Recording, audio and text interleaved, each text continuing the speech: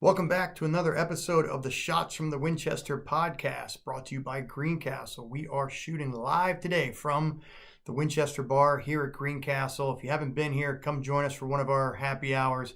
Check out greencastleconsulting.com/events, and you'll see when we host happy hours and different events. Love to have you out. If you're up for having a drink or two or 5 or 10, hanging out with some really cool folks, it's a great place to do it. Check it out, greencastleconsulting.com/events. Today we have on Nick Liermann.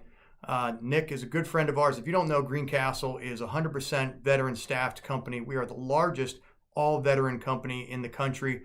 And because of that, a lot of our folks are involved with veteran service organizations at the individual level, but also at the company level. We get involved with a lot of veteran service organizations. One of those is Team Foster, founded by our friend and currently run by our friend Nick Liermann. Nick's in today to talk about Team Foster and how they provide service dogs to veterans. What they do is they help make sure that service dogs are being trained and getting in the right hands of the right folks. Nick's got some great stories and some great insights on what you and I may not know about what veteran service dogs or what service dogs need in terms of training and funding and support and what kind of needs veterans have out there. It's not just guys or gals who have lost limbs, but all kinds of afflictions and stuff that they're coming home with that service dogs can improve the quality of life on. And Nick talks about some of the events that they're doing to raise money. I'll tell you, I'm wearing the t-shirt today because I went to, with Greencastle's team, we went to one of their events last year. It's a hell of a lot of fun. If you're in the Philadelphia area and you have an opportunity to go see and participate in one of their events, it's exercise meets party meets cute little puppies. I mean, how can you go wrong? And it's an awesome event. So anyway, check it out. Nick's got some great insights and we're happy to have him on. Stick around. You're going to like it.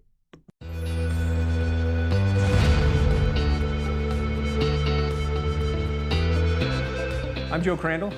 I'm the owner of Greencastle Consulting. We're an implementation consulting firm based in Malvern, Pennsylvania. We're an award-winning firm. We have Best Places to Work, the ESGR Freedom Award. Our people, they have degrees and certificates, PMP, MBAs, and all that's important. But what's really important is we're 100% veteran-owned and operated. And that's the difference that makes the difference. Because every one of us has served in uniform. Means we get the job done. Done right the first time, on time. We are laser focused on the task in front of us, and failure is not an option. We meet you where you are, and we're with you every step of the way. Just like in the military, we thrive during tough challenges. Those critical no-fail missions where you must succeed. That is where we're at our best. And that's where the military experience kicks in. The leadership. The teamwork. Our continued commitment to service. What that means is we get it done. And to celebrate a culture of fun and camaraderie. So, welcome to the podcast. Thanks, man. It's good to be here. We're glad to have you. All right, so we have to kick off every Shots in the Winchester podcast with a shot in the Winchester. Today we are drinking Resurgent Bourbon Whiskey. This is an unpaid advertisement, so if you're listening going, here's their shameless pitch. No, we actually just grabbed something out of the Winchester, which is the Greencastle bar. And today we're doing a shot of Resurgent Bourbon Whiskey. It is locally owned here in Pennsylvania. And I actually went up to their distillery one time. It's actually a really cool spot up in Pottstown, Pennsylvania. Little like off the wall place that you wouldn't know about, but it's a really cool little vibe. So, and it's a limited run. It is a limited run. Shop local and drink shots in the middle of the afternoon on All right, Tuesday. buddy. Here we go. Cheers.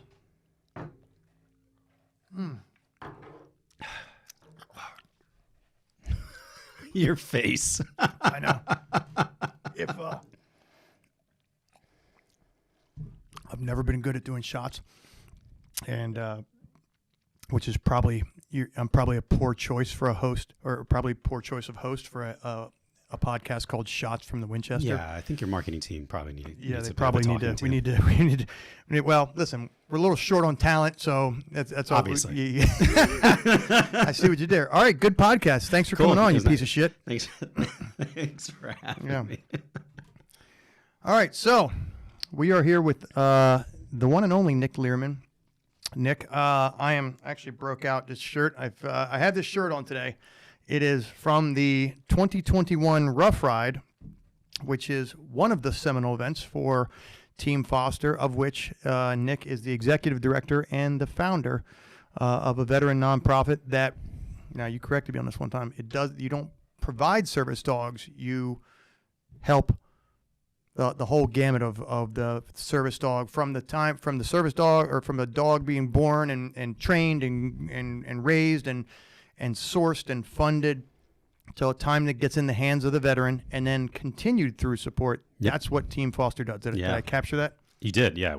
The money we raise goes to obtain, train, and provide service dogs to injured and disabled vets, and then we continue to provide service and support to that veteran in our Got Your Six program all the way through the lifetime of that veteran. It's called your Got Your Six program? Got Your Six. I think you may have heard that term once or twice.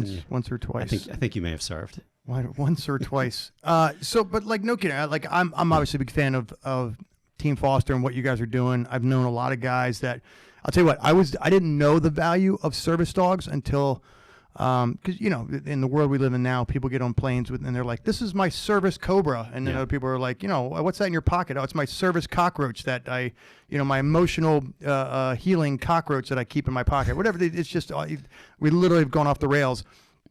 So lost in that was how important service dogs can be, and I didn't realize that until I started running into a lot of guys that I served with that now have service dogs, either service dogs or emotional support dogs, right. Which I know there's a difference, especially when you're in the service dog industry, but how important the dogs can be. And in fact, somebody just told me yesterday, in fact, that the VA only recognizes dogs and horses for funding for therapy or support. Yeah, holy moly. Well, that's definitely another rabbit hole, is what the VA does and does not do and what they say they do. But yeah, the service dogs are absolutely an instrumental piece to helping our brothers and sisters in uniform, or who used to wear a uniform, rehabilitate. But that is to say, it's, a big piece of our mission is making sure that these dogs are getting trained and getting provided at no cost. But just as important as that is making sure that they are properly trained.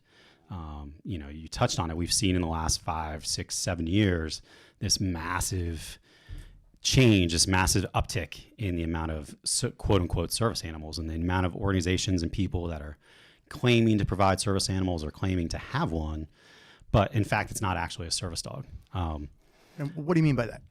So let's talk about what I think the best way to start is probably the value of a service dog. Like, why does it matter? And let's start at like the fundamental level. Anybody who has a dog or is a pet owner appreciates the value, the unconditional love, the partnership, the teamwork, the duties, the responsibilities, everything that comes along with having a pet, having a dog, and that sort of symbiotic relationship. That's just I think that's the floor. Yeah. Cats are not a symbiotic relationship, because symbiotic implies that you give and take. Cats are merely takers, which is probably why they're not approved by the VA. I've had a similar experience with cats. I don't want to shit all over cats, but yes, typically you don't see a lot of cats. I see what you did there. Shit all over cats, because cats shit all over. Yeah, if you piss them off. Right. But no, seriously, like you talked about the symbiotic relationship. Right. So there are service dogs, and sometimes when people think of service dogs, they think of, like, I lost both my legs or whatever. I lost the ability to speak, and dogs will overcome, or they will supplant some sort of disability I have. But that's really only just a scratching the surface, right, of what service dogs do. Exactly. So you put it in the context of one, post 9/11, that traumatic brain injuries and post-traumatic stress are your signature wounds of warfare. Yeah. For modern history. That's part one. So that you have a lot of psychological, mental, emotional wounds as a result. And then you adjust or supply that or buttress that, pair that with service dogs. So let's talk about what a dog can actually do besides the basics, besides our pets. Yeah. I got it. Yeah. A dog has the innate ability to detect cancer. Meaning a dog can be trained to literally smell cancer on your body before it's detectable medically. Which is insane, right? It's insane, right? It's just one. A dog can be trained to detect drops in your insulin level. So if you're diabetic, that dog can detect drops in your blood sugar before you know it, before your sensors or whatever you may be wearing alert you to that. A dog can be trained to detect epilepsy, can be trained to detect seizures before they happen. So again, absolutely insane, right? Absolutely. Like you figure like what all the kind of money that Elon Musk can throw at technology, and I just use his whatever Pfizer, and yet here we have this organic capability that we're only just scratching the surface on, right? Right. So you take an animal that had all those capabilities. So on one hand, yes, it is amazingly loving, unconditionally supportive, and a phenomenal teammate just at its core. Yeah. And then you couple it with these absolutely insane abilities that marvel or match and rival medical science. Yeah. You take that animal and you train it to deal with one of the most complex, idiosyncratic, challenging issues that we have to deal with today, which is post-traumatic stress and traumatic brain injuries. Two issues and injuries that medical science has not caught up with yet. Certainly the treatment from the VA has not caught up with. And you're able to train these dogs to deal with whatever constellation of symptoms a veteran has who's struggling with post-traumatic stress, with a brain injury, or quite frankly, with just about anything else. Because one of the challenges, John, with both with PTSD and TBIs is that they're very idiosyncratic, right there. You and I may experience the exact same set of events, be sitting side by side in a Humvee that gets blown up by an IED, and you will have post-traumatic stress and I will not. Or we will both have post-traumatic stress. I will have depression or anxiety. You have panic attacks. Or we will both have post-traumatic stress and I get a brain injury, but you don't. Yeah. Or I get a brain injury with mental health symptomatology. You have a brain injury that has physical manifestations, meaning you have trouble maintaining your balance or double vision or all sorts of things, right? So it's this super broad spectrum of symptoms that you can't just hand somebody a bottle of pills, which is sort of the traditional technique of dealing with it. And that's why service dogs are so perfect. They're such an elegant solution for such a complicated problem. Is that what do they solve? Like what? Explain that to me. Sure, plenty. So a dog can be trained to deal with essentially, and I may be over speaking, but generally, a service dog can be trained to deal with any type of symptom you may be dealing with. So the most traditional path or the most stereotypical symptom of post-traumatic stress is panic attacks or nightmares. A service dog can be trained to, if you're having a nightmare, to literally jump on you, wake you up, and interrupt that nightmare and allow you to sort of reset, get a good night's sleep, which then obviously feeds into a more positive state for your mental health and everything that may go along with that. Or if you're susceptible to panic attacks, that dog can alert you before the panic attack happens. So very similarly how a dog can detect the fact that you may be having a seizure, that dog can do the same thing with panic attack and can sense from the signals that your body is sending that you are about to have a panic attack and say, hey, John, no, let's go. Let's get out of this situation, or let's sit down. Let's go have a glass of water. We have dogs that are trained to go find your partner. So, okay, I'm your service dog. I detect that you're about to have a panic attack. I'm going to physically pull the leash and I'm going to drag you over to Steph, or whoever your partner may be for the evening. Sorry, Steph. Yeah, my gentleman caller. So that's. Are you subscribing to my webcam? How do you know this? So that's the most stereotypical example. Let's talk about some other less typical examples. So sure. Before you go into that, just 1 second. I think that's fascinating because I don't think. I mean, I'm a vet. I'm 25 years in, and I've known people who have service dogs, and I don't think I've even. And I'm speaking on behalf of the general public. I don't think. You go service dogs, and again, the what that means sort of has become diluted because if your legs aren't blown off and he's not the dog's not opening the fridge door for you or something, then you sort of go, is everything else just an emotional support animal? And I don't think I recognize really the intrinsic value of what they get into. So you said, again, I'm just thinking about the average layperson. I go, well, a combination of drugs, because that's the default setting that we go to. And then drugs as the mechanism that's taking care of it, and then service dogs are just are your comfort thing. And what you're describing is something inherently different. I think that's can what replace people. both. Right? Yeah, I think that's what people, including people that consider themselves very serious service dog supporters, don't always recognize exactly what that dog is doing or what they're capable of doing, because it's exactly what we said. It's been diluted. There are too many people that are out there pretending to have service dogs or claiming to have service dogs or claiming to train service dogs, when really what you're training is a glorified pet, Maybe it's a good canine citizen, which is one level of training. Maybe it's even an emotional support dog or a facility dog, which you see in hospitals, you see in courtrooms. It's becoming those. I'm not saying, and I'm not trying to put forth that for any moment that those dogs are not valuable or do not provide, a value. But we can't lump them all together. But And that's that's not a sort of what service I'm dog. learning Yeah. from this conversation just in the first few minutes is that, again, nothing wrong with having an emotional support dog, or nothing wrong with having a dog that you like, I don't know, that the police department takes into the classrooms just so people can pet it and and I don't know, get over their fear of dogs or whatever it is, or just to be a community representative. But that's, as you mentioned, different levels. That's entirely different. Entirely different, and not hashtag, oh, by the way, not to put my lawyer hat on for too long, but also none of those dogs are provided any additional legal protections from the government. They will, for instance, airlines for a long time allowed emotional support animals, so there's been significant pushback on that just in the last year or two. Yeah. But all of those animals are essentially lumped into the same category as pets. A service dog is protected and provided additional privileges by the Americans with Disabilities Act, the ADA.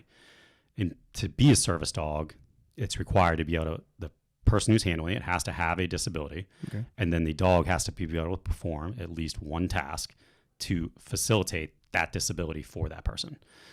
Now, we can start to veer off into the unregulated section, but there's really no checks and balances to that, right? Which is why we've seen such an uptick in challenges and faux service dogs. I actually want to come back and talk about that. You and I have had conversations before, offline about the fact that it's a very unregulated industry, and that's why it sort of went off the rails, and that anybody and anybody can have a service dog because it's very, and anything there's very little standards of what's considered a service dog, or it's training a dog to support epilepsy or something. Right. It's across the board. But I want to, before we go into that, because I think that's a longer form conversation I really want to get into, and that, I know that goes to why you've started and why you've been so passionate about Team Foster, but. You started to say earlier, and I cut you off. You said there's lesser examples, and I kind of want to get into, because we had the more extreme examples. Yeah, right? So less obvious examples. So let me give you examples of a couple of folks that we've dealt with. So one of them was a veteran who, after months and months downrange clearing houses, developed a phobia, developed a trigger that was around coming home to his own apartment. So literally opening the door to his own apartment. Was a trigger based on, I think, things that are obvious to folks like you and I, like the anxiety and everything and the trauma that comes along with repeatedly doing that in dangerous and deadly situations. So the dog is literally trained to clear his house. So he can come home to his apartment, open the door, and that dog is then on command, goes room to room to room in the house and clears the house for him, ultimately allowing him to relieve all those triggers and lower his anxiety and to function just like you and I get to every single day. Another less typical example would be, we call it guarding. So, and this is probably closer to the spectrum of more common than not, but a number of our veterans have challenges surrounding their personal space, meaning they don't want somebody basically within arm's reach. They don't want somebody getting too close, even when they're out in public. Yeah. So you can have a veteran who maybe they're comfortable going to the grocery store and going shopping and doing their thing, but as they're looking at, the tomatoes and trying to figure out what tomatoes they want to make that night, somebody gets up too close. And that, again, triggers anxiety, triggers challenges, and makes their life a lot more challenging than it has to be. The dog can literally be trained to provide that personal space. So as someone from the general public gets closer, that dog just circles around and essentially provides a barrier, and not guards. The dog is not growling or barking, but just physically provides a barrier between the veteran and, the rest of the world, which, for someone who's trying to reintegrate after, dealing with all these mental health challenges, that's a huge deal. So that's sort of just two lesser example. Balanced dogs are a common one, right? Vertigo, and double vision are really common problems associated with traumatic brain injury. You just get the right dog and make sure the dog is the right size. You strap on a harness, you train it appropriately, and that dog is now operating as a walking cane for their veteran. So meaning that the veteran can hold on to the dog all the time and physically balance him or herself, or as balance becomes an issue or something, there's some sort of onset, can use the dog as essentially a crutch to hold themselves upright. Obviously, if you're not falling down, you're in a lot better shape. There's a bunch of fraternity kids that are binge drinking right now thinking, like, how do I get one of these balanced dogs to get me to class in the morning? With great power comes great responsibility, right? There's a lot of opportunities for abuse, but in the right. No, it's fascinating again, and I know, in the interest of time, we don't have time to go into every example, but just scratching the surface there of the different ways that dogs can be trained, and just the different afflictions that they treat, that they can help somebody with. And I'll give you one more example. Again, perhaps not the most common, but the tasks I think are more common. You've met Sonny. He's one of the veterans that's here locally. Vietnam veteran, Purple Heart recipient, has diagnosed with MS later in life. Yeah. Obviously, a condition that only deteriorates over time. And his dog helps him do the laundry, retrieves the remote control, helps him get his shoes on, like all of these day-to-day tasks that are challenging for somebody like Sonny. His dog can do, I don't want to say can do anything, but it's pretty freaking close. Yeah. And again, it makes that life so much easier, makes it so much easier for him to navigate the rest of the world. I think one of the interesting things that, because I've met Sonny, and what a fantastic guy, just old school Vietnam guy. But one of the things that's kind of lost on the value, and I know when people talk about supporting veterans, they talk about, the kids and the military wives that are behind, that are holding down the fort. Having met Sonny and his wife and their dog, she has talked about what kind of independence it gave Sonny back. Sonny's wife has mentioned what kind of independence it gave him back to be able to not rely on his wife for everything, particularly as his MS, becomes more catastrophic or deteriorates his abilities more. But it's also relieved a little bit of her burden. So we talk about the military families and the burden they carry of an injured or a disabled veteran, and there's two parts, right? The burden that the military family carries, the spouse and the kids, but also the burden, the emotional burden that the veteran carries, feeling like, having been this strong warrior and now so reliant on their family to do simple things, even if it's not service related, like MS. That was a fascinating piece that just, as you talk to Sonny's wife, she's like, it gave him his independence back. Even though he's relying now on a dog, it's his dog, it's his partner.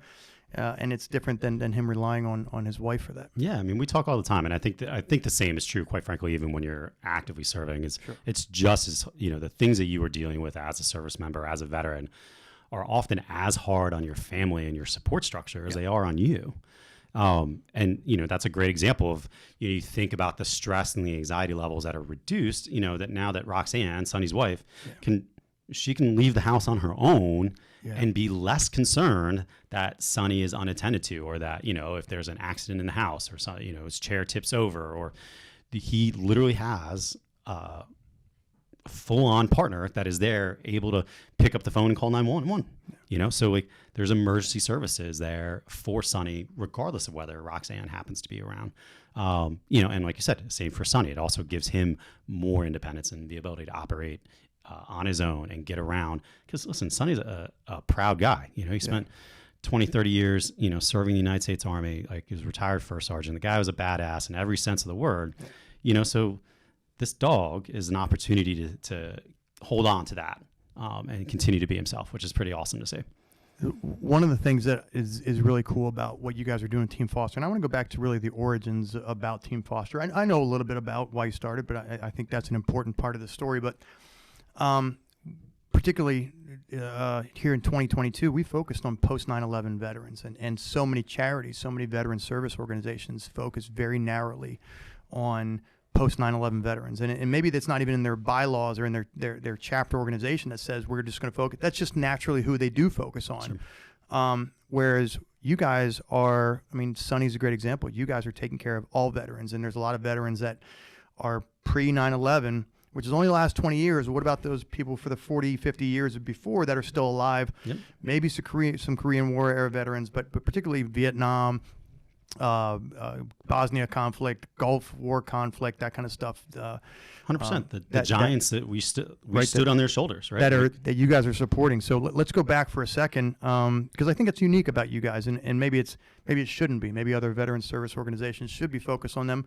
but it is what it is. We're not here to try and solve the world's problems, but it's very cool that you guys are. So let's go back to how you started Team Foster and just walk through that a minute. Yeah. So I don't have necessarily like the most exciting like service story, right? I showed up to the University of Pittsburgh. You're a lawyer by trade. You're kind of a. Is that a lawyer joke? Well, I was going to go. I was going to see how dark we wanted to go. Yeah. You're a military lawyer by trade. I have not always been a military lawyer. You know, I did some like you're artillery guy. Yeah, to start, air right? defense artillery. I was a Patriot missile systems operator. Don't try and embellish it. Yeah, just those are the facts. But in all seriousness, so I joined the Army ROTC in college because I didn't know how to pay the bills. I'm the son of two parents who didn't have college degrees. I showed up to school because I was able to skate through high school. And I weighed like 150 pounds, soaking wet, and I was a smart mouth, and that was about it. I hadn't had to work hard at anything ever, and I never did super duper well at anything either. I just got by. Yeah, I know. I would have, if I would have. I mean, looking at you now, I could, other than being you're not 150 pounds anymore, but everything else has largely remained the same. So I joined ROTC. I had looked at some other ROTC programs, but the Navy and the Air Force both wanted me to major in something technical or scientific or math related. And I was like, fuck no. I knew my limits very clearly. And then a cute girl walked into a class first semester of my freshman year, and she was wearing an Army PT uniform. And I was like, yeah, tell me more about that. She's like, yeah, you can major in whatever you want. And you don't even have to go on active duty. I was like, that. To all the recruiters out there, that's what you're doing wrong. Like, forget about trying to inspire kids with stories of like Army strong. That's it. But it's true. All right. So I joined Army ROTC with no real, I didn't have like some sort of patriotic fervor. It was pre 9/11. In that process, I met Eric Foster, who's the namesake for Team Foster. I got much more involved, and I fell in love with it. I put on a bunch of weight in a good way, and I actually learned what the value of hard work. Serving, not at the time I wasn't serving, I was still a cadet, but being alongside people like Eric made me realize and appreciate the value of hard work, and that it was my own insecurities that were holding me back from. If I didn't put out, I don't ever have to be disappointed in myself. And I realized like, well, if I actually work at something, I will get better. And then it becomes a sort of self-feeding engine, and then in the gym all the time and running all the time and actually studying occasionally and all those things that come along with that. So that was sort of, and Eric was that prototypical guy. He wasn't physically gifted. He was 6 feet tall. He weighed like 155 pounds, was on the bench player for his football team. But he always went out and he always went hard and he always took on the hardest things. And ultimately when he went on active duty, he went to Ranger School. He got his Ranger tab. He jumped out of airplanes. He was serving with a troop commander in the 82nd Airborne Division when he was killed. He was doing on his second tour in Iraq. He was doing all of the hard things all the time. That was who he was. And the other piece that I really took from Eric was he was the consummate teammate. He didn't have to, and you and I, and I'm sure the people listening, we all know those guys and gals out there that like to chirp and like to talk the big leadership game, like to talk the teammate game. But sometimes you find yourself looking around and wondering where they are when the chips are down. Eric was exactly the opposite. He would like to talk. He had like to have a good time. He would talk a little shit. Don't get me wrong, but he didn't have to tell you to be a good teammate. He just did it. Whether it was dragging some cadet along a ruck march who couldn't keep up, or whether he was out at the bar and taking care of business when things went sideways, or in the community and volunteering and just being a good member. Just a guy who led by example. All the time. Like truly just example. All the time. And he never, all the things that I saw him do, he never sought accolades or recognition. And that left a mark on me. And in that process, I realized like the value of like, well, it's actually it feels really good when you help other people. And it becomes this sort of, again, this self-feeding engine. Like, oh, I help people and then I feel good and that makes me more energetic and more excited. And I want to go help more people. Yeah. So he's killed in Iraq. Yeah. So he was on his second tour in 2007. His unit gets caught in an ambush. He's killed in action by small arms fire in Iraq. And the day that I found out that he had been killed left like a massive hole. And it took a few years to figure out what I could do to help carry forward everything he had given to me and everything he'd given to the people we served with. But in 2013, we did first time I did a 100-mile cycling event. It was just a group of friends, and it happened to be on the anniversary of the day Eric was killed. So I was like, hey, let's raise some money. Send out a couple emails. Next, raise like $3,500 or $4,000. And it's like, well, that felt really good. For what? At the time, great question. This is an interesting story. At the time, raising money for what? Yeah. So at the time, all it was like, I just want to raise money for veterans. For your pocket. Wait, what? And line my own pockets, of course, obviously. Of course. Like any good lawyer. So at the time, it was just, okay, I want to help veterans. That was all I knew. Because that's what I took away. One of the things I took away from Eric was like, let's do hard shit. Let's help our brothers and sisters in uniform. And it was just a coincidence. It happened to be on the day the day you were going to do it. Happened to be on the day he was killed. Wow. Yeah, it was very organic. It was Team Foster was I never set out to be a thing. It was just going to be like a one-off. Yeah.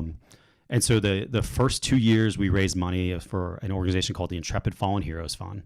And as I researched that's where I really started to get deep dive into the challenges of post-traumatic stress and traumatic brain injuries. Yeah. I'd seen it. I'd served alongside people that had these challenges. I knew people in my network, but that's when I really started to learn about the challenges there and the things that were being done and not being done.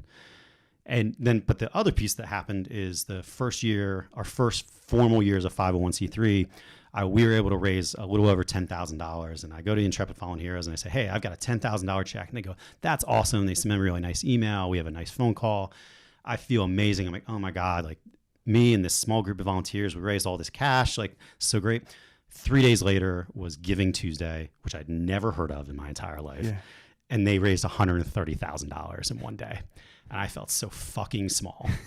And it was like a kick. It was a kick in the stomach for sure. And that made me really reset like what we were going to do with Team Foster. Like if we're going to what your aspirations were. Because $10,000 isn't anything to sneeze at. It's not sneeze at. Except when you see what the potential is for real money, right? And again, like if I raised $10,000 with just a couple friends, I would be pretty proud of myself.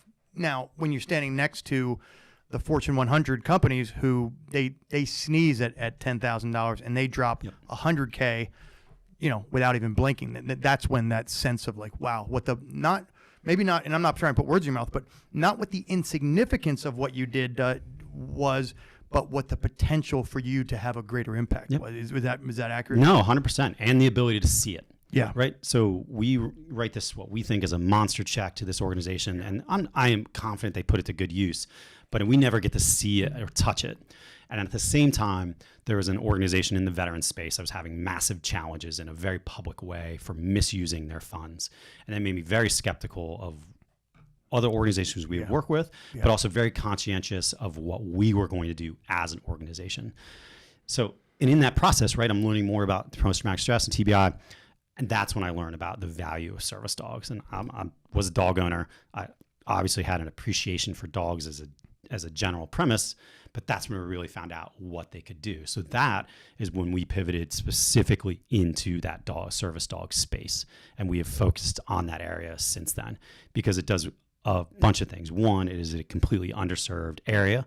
Two, you can literally reach out and touch what your money is doing. Yeah. And so every event we have, we bring out our veterans, we bring out service dogs that are partnered with their veterans, we bring out service dogs in training so that donors, participants, corporate partners can literally look and see, okay, my money is doing this. It is changing that life over there. It is helping train that dog to go save somebody else's life, etc. And so it's not some sort of amorphous, vague mission or specific. It is a very specific what we do, and it's very easy to point to what all that hard work and all the money raised goes to feed. I think it's and I don't mean to trivialize it, but it's fascinating how a series of coincidences, like so Eric dying overseas, right, and then you decide you want to do a bike ride and you're going to raise money just on a whim, like, hey, Eric died on this day, so let's just raise money in Eric's name for veterans.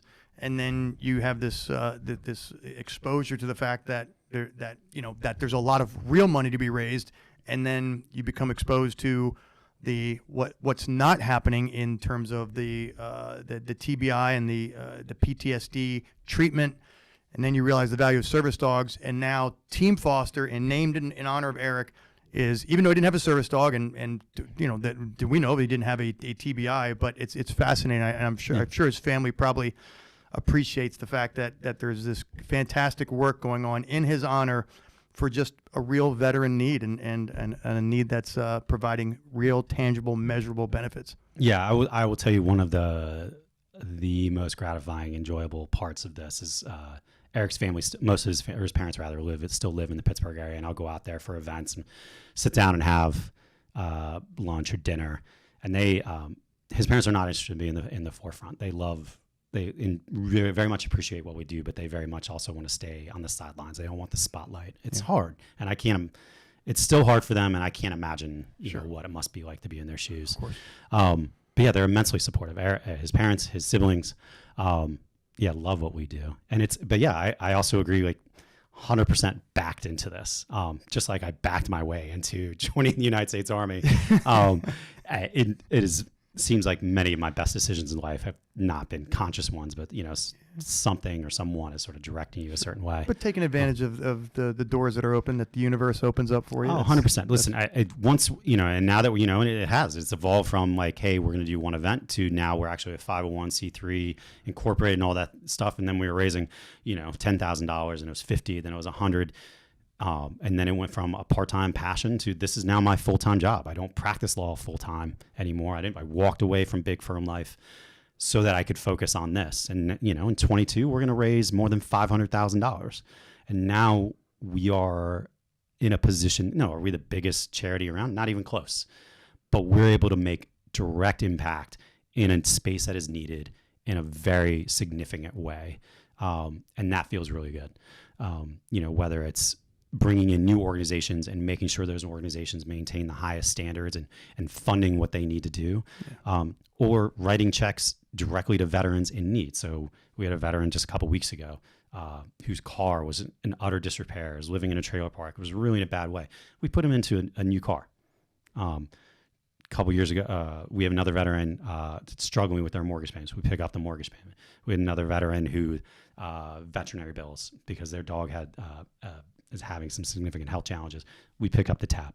All of these areas where we can just go in and immediately affect someone's life.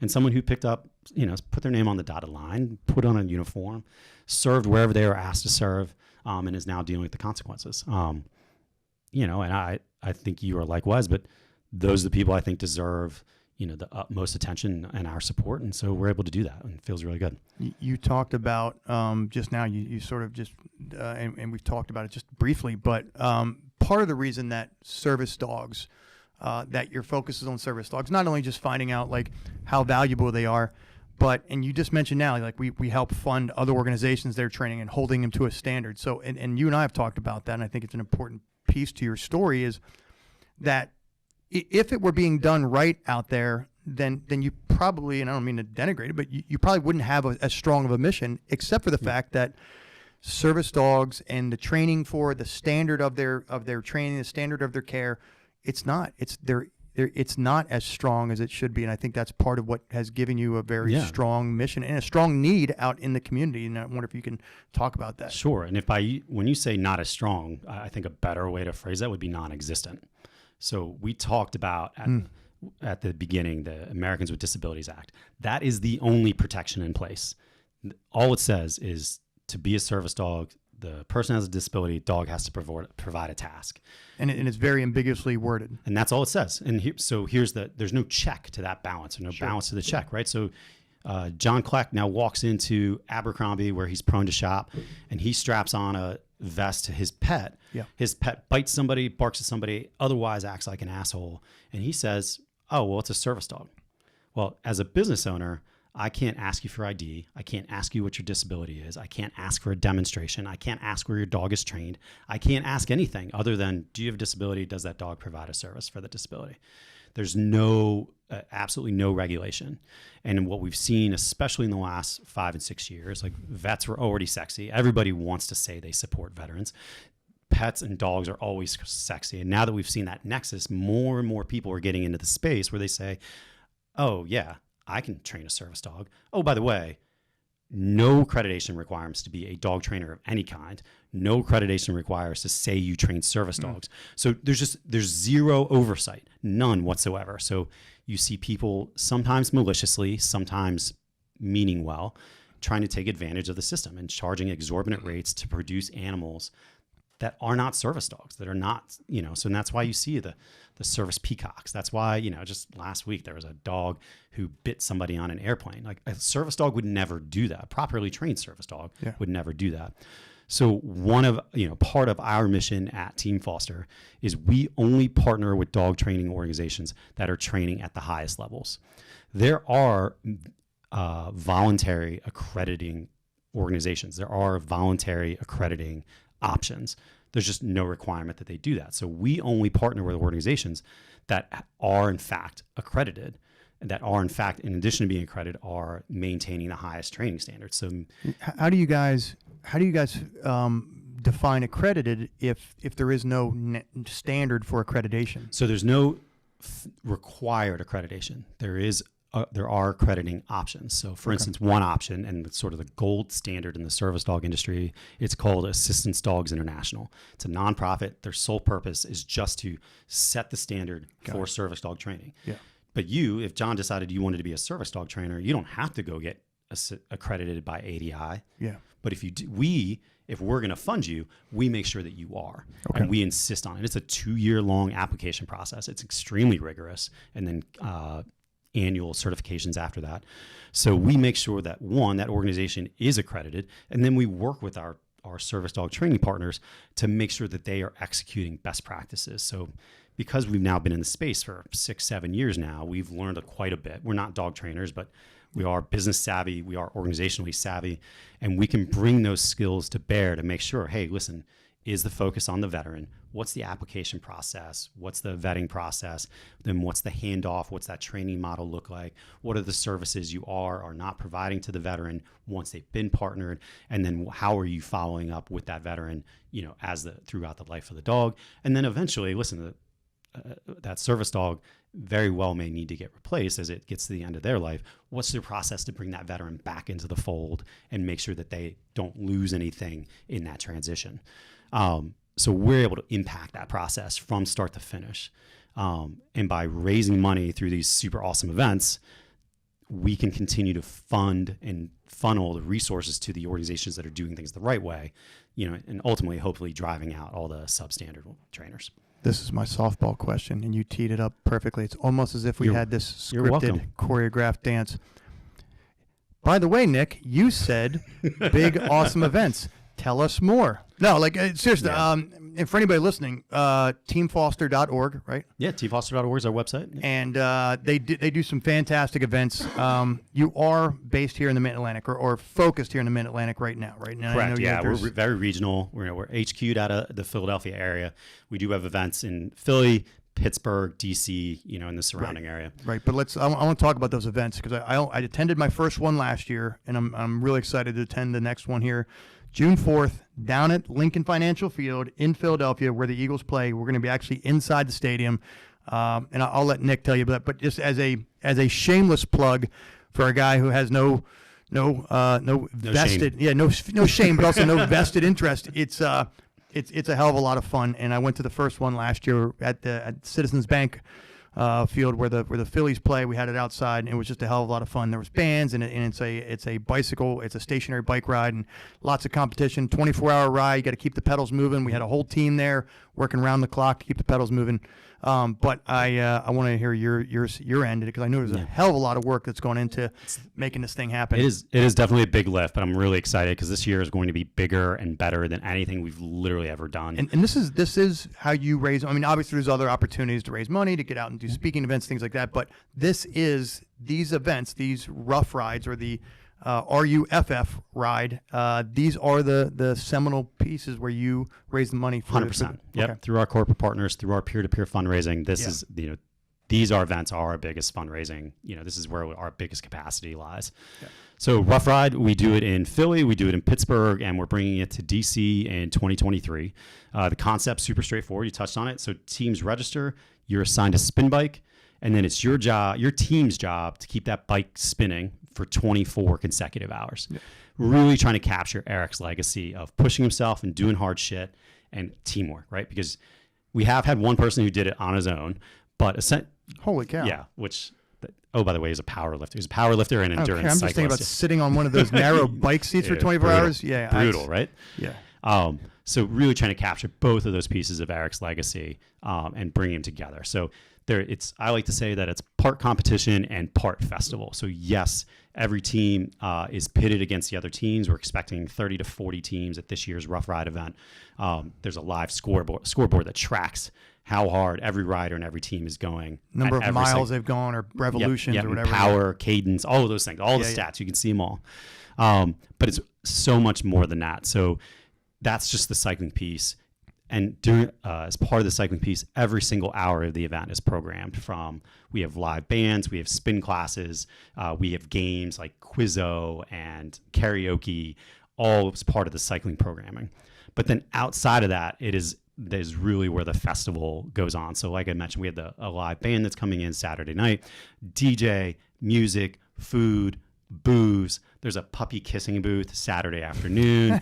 All the teams bring tents and hang out and tailgate. I know Greencastle is going to be showing up in force. We have kids carnival style games so that really make it family friendly. If you look around, it feels like you are at a tailgate or you're at a music festival, because there's just, oh, by the way, there's a bunch of podcasts coming down to record. There's a radio station to be broadcasting from the event. So you get there, and I think everybody sort of shows up a little hesitant, maybe a little skeptical, like, okay, am I going to really ride a spin bike? It's intimidating. Yeah. I'll tell you, as a guy who went for his first time last year, you're like, how am I going to keep these pedals moving for 24 straight hours with a team of whatever, 10, 12, 15? But it's a hell of a lot of fun, and we actually were able to make it work last year. Yeah, and the reaction is identical through every single person. Every first time person shows up and they're like a little hesitant, and then they get there, and then you see teams literally fighting each other to get back on the bike. And they want to stay, and people are cooking out and bringing their coolers, and it's really, and somebody says, hey, I'm going to show up for 5 minutes, and they end up staying 5 hours later. They're still there, or I'm going to stay late, but I'm not going to stay overnight. Next thing you know, they're sleeping on a cot in their team tent.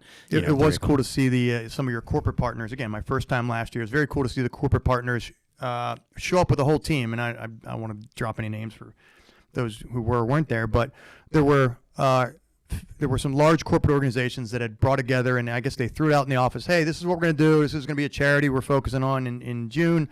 And it was very cool to see like a bunch of bankers and just accountants showing up, and they actually ended up having a hell of a good time riding, and it's sort of an opportunity to bond together with some colleagues and 100%. And their spouses and their families. It was actually very cool. It really is a valuable team building opportunity for the team. So whether you're a gym or you're a business or whatever the case may be, this is a chance to see everybody outside of uniform, outside of the suits. Yeah. And to do it in a way that's super accessible. Because yes, you can get on, you can try to ride for 24 hours, or you can ride for 4 hours. You can be a beast, that's fine. But you can also be less fit or less interested in spinning and ride for 5 minutes. We had politicians last year showed up, rode for 15 minutes, got a photo, and bounced. Like, that's okay. Imagine that. Yeah, so weird.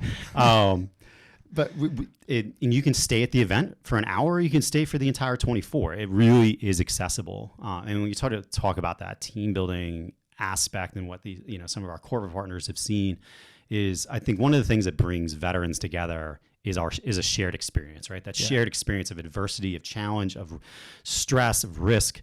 Every one of us, anybody who's put on a uniform, has encountered that in some way, shape, or form. This is just an alternative. This is a different shared experience where anybody, veteran or not, can come together and be like, wait, didn't you ride against Nick at 3:00 in the morning in the Bad Mofo Challenge? Or didn't I see, you had a couple too many beers. I saw you at like 10:30 passed out over here, or, whatever the case may be. It's that shared experience that then, again, bridges that military civilian divide. Like, we're all just normal people. Everybody shows up at that event as just a normal person trying to make our community a little bit better. Yeah. And we're just trying to hand you an opportunity to do that in a way that's fun and engaging, but also super impactful. June 4th. Yeah, June 4th and 5th at Lincoln Financial Field. 24 hours. 24 hours, noon to noon. June 4th of 2022 coming up. Yeah. Still opportunities, teamfoster.org. That's where you can get on. Before we go, actually, you guys, you and your better half are now running a podcast. I know it's not specific to Team Foster, but it's talking about the same kind of thing about motivation and grit and getting after it. 100%. So that's one of the things that brought Erica. So my partner is Erica Webster, she's also a vet, also an entrepreneur here in our area. And one of the things that brought us together was we started early on when we started dating was to call ourselves Team Conquer the World, just because we're both ambitious and we both wanted to impact our space. I own a small law practice. I obviously run Team Foster. I still serve in the reserves. Erica is a gym owner. She owns her own gym. She also runs a digital platform. She was a finalist for Miss Veteran America. It's super involved in our community, like just all over, just crushing all across the board.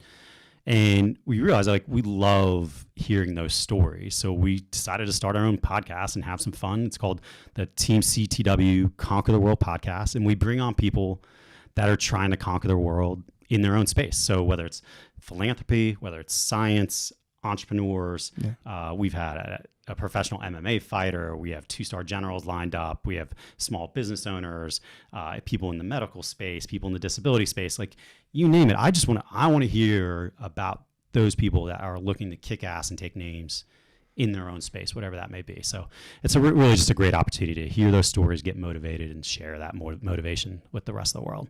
And on the podcast channels, it is Team CTW? Yeah, Team CTW, Conquer the World podcast. And we drop episodes every other Wednesday.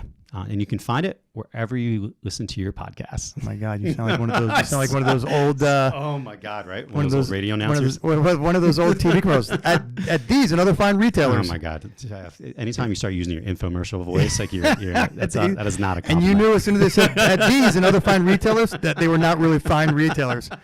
I think I read an article yesterday. It said there's 4 Kmarts left in the world. Oh my God. About to be down to 3. But there probably will be one, like the one Blockbuster that's still remaining. It's like in Alaska, right? I don't even know. I don't know. Maybe somewhere in the Northwest, or maybe Alaska. Their purchasing power has got to be diminished since there's only down to 4 stores. But that's a different story. That's a different business podcast. Purchasing power when you went from 3,000 stores down to 4. Oh my God. How not to do things. How not to keep up with the times. Team CTW on iTunes, Spotify, Google Podcasts, wherever you listen to your podcasts. All the above. Teamfoster.org.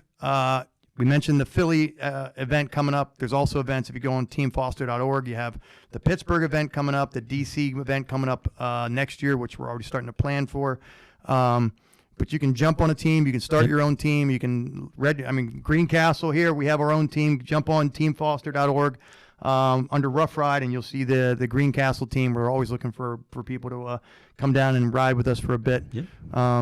Hey man, thanks for coming on. Thanks for having me, man. I had a great time. Yeah, appreciate including it. That shot. I haven't done a shot in probably 3 or 4 years. 3 or 4 minutes. Yeah, 3 or 4 hours. Not since 8 a.m. this morning. Not since before I got in the car on the way here. All right, thanks for coming on, man. Appreciate it. Thanks, brother.